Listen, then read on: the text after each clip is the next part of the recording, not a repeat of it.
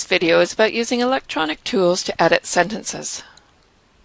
In this video, we will look at how to use track changes to edit your documents.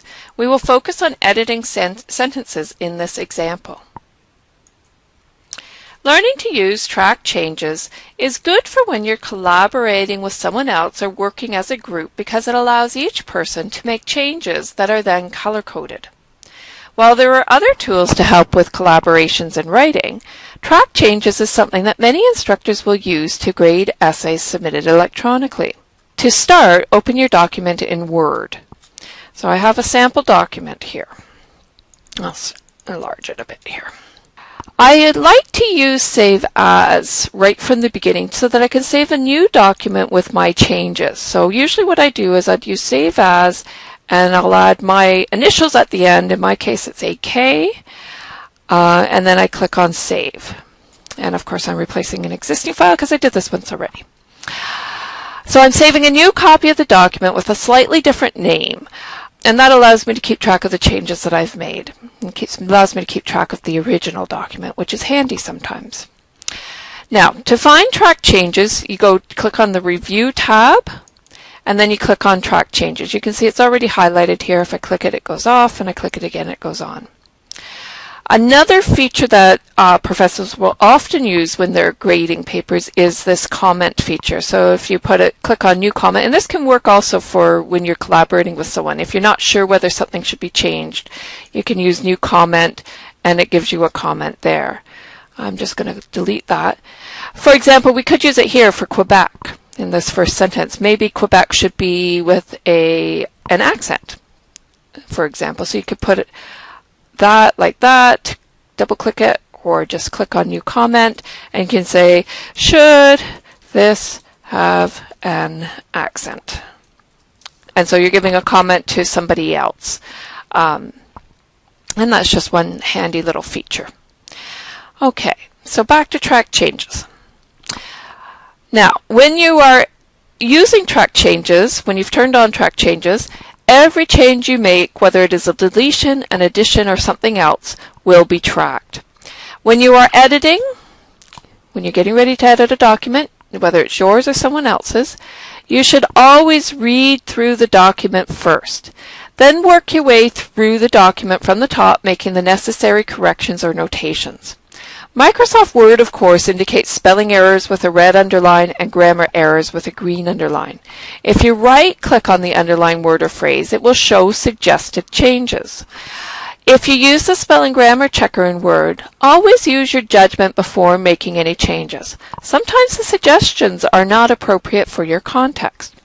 So we're going to start here with the first line. The 1976 Olympic Summer Games was held in Montreal, Quebec. Now the first problem, of course, is that games is plural and was is singular. So we're going to change was to were. And there you can see how the changes are shown when you use track changes. So the summer games were held in Montreal, Quebec. Of course, city names and the province should be separated by a comma. So we're going to add a comma there. We've already got our comment about whether it should have an accented E or not. And the next sentence, they were the first Olympic Games to be held in Canada and will be remembered for, among other things, their planning errors, labor unrest, and construction delays. Let's start with the there. You can see that the second there is underlined. If we right-click on it, and it says delete repeated word. And of course, that's what we want to do. So we can just do that. I think we also need some commas in here. So will be remembered for, comma,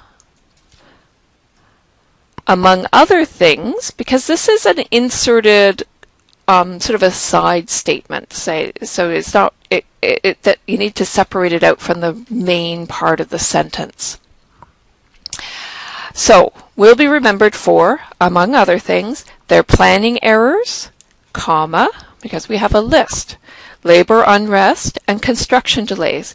Now, some people will want to add a comma here, and that's fine. It's not necessary, but it is acceptable. Most importantly, however, the Montreal Games ended up costing 10 times more than originally estimated. We need more commas. after the introductory phrase, most importantly, and after however. Okay. Even if you didn't have the however there, you would still need a comma after most importantly because it's an introductory phrase and you separate it from the main part of the sentence. Most importantly, however, the Montreal Games ended up costing 10 times more than originally estimated. And I think that's pretty good. At the time, the mayor of Montreal, Jean Drapeau, said the price would not exceed $124 million. So we have an introductory phrase, at the time, so we need a comma there. We have the mayor of Montreal, and Montreal, of course, needs to be capitalized, and you can see if we click on it, right-click on it, we have a choice. We can do Montreal without the accent or Montreal with the accent. Let's do the one with the accent. But if you use Montreal with the accent, you need to be consistent back up here, right? Both Montreal and Quebec must be used with the accent there as well. Okay. So after Montreal, we have the name of the mayor.